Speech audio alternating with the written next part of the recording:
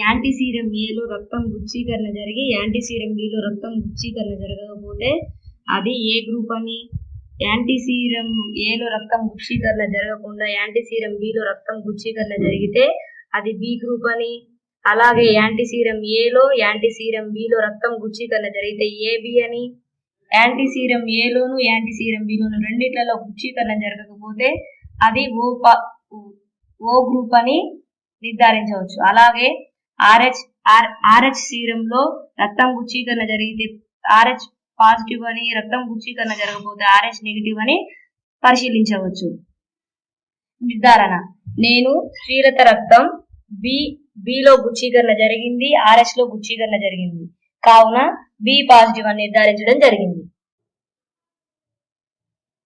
క్షీరత రక్తం ఏలో గుచ్చీకరణ జరగలేదు.